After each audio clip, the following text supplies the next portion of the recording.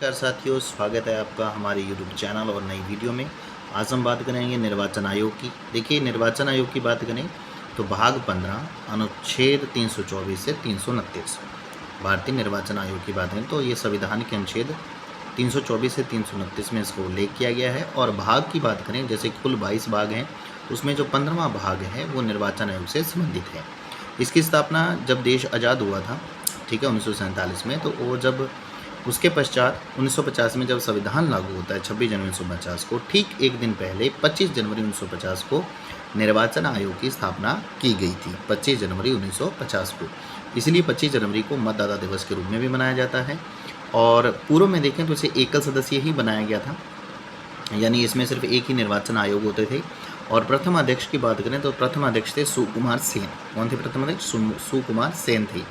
वर्तमान की बात करें तो वर्तमान में ज्ञानेश कुमार जी हैं, ठीक है। और संरचना की बात करें तो अभी बहुसदस्यीय निर्वाचन आयोग है। बहुसदस्यीय माने यानी एक से ज़्यादा या दो से ज़्यादा सदस्य हैं। तो मुख्य निर्वाचन आयुक्त ज्ञानेश कुमार और अन्य जो निर्वाचन आयुक्त हैं, जिसमें सुखबीर सिंह संधू और विवेक जोशी जो हाल ही में बने हैं। सुखबीर सिंह संधू और विवेक जोशी 1989 में एकल सदस्यीय था ये, और 1993 से ये बाद में बहुसदस्यीय बन गया। ये 89 से 93 के मध्य में इसलिए है क्योंकि 89 में फिर ये बहुसदस्यीय बनता है, लेकिन 91 में वापस इसको एकल सदस्यीय बनाया जाता है।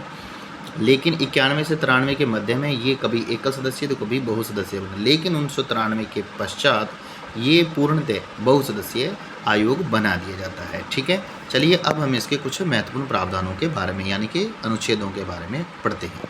देखिए, यहाँ पे निर्वाचन आयोग भाग 15 याद रखना है आपको, अनुच्छेद 324 से 329। 324 ये कहता है निर्वाचनों का अधीक्षण और निर्देशन निर्वाचन आयोग में निहित होना चाहिए। 325 में धर्म, मूल वंश, जाति या लिंग के आधार पर, किसी भी आधार पर ये आपको अपात्र घोषित नहीं कर सकते।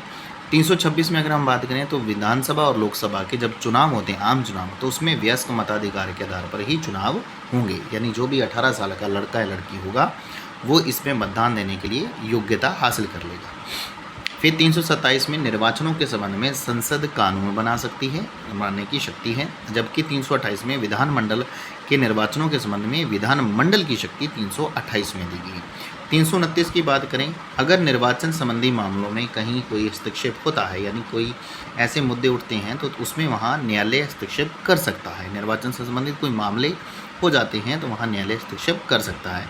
और ऐसा प्रावधान देखो 329 और 339 दोनों में एक आपको समान दिखाई देगा, 9 आपको दिखता है, 29, 39। तो 39वें संविधान संशोधन द्वारा 329 के प्रावधान में कुछ जोड़ा गया है, तो ये आपको याद रखना है। तो इसमें संशोधन किया था 329 में, 39वें संविधान संशोधन द्वारा कि निर्वाचन संबंधी मामलों में न्यायालयों के हस्तक्षेप का वर्जन किया जा सकता है, ठीक है।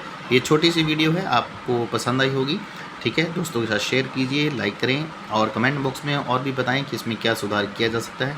तब तक के लिए धन्यवाद, मिलते हैं हम अगली एक नई वीडियो में।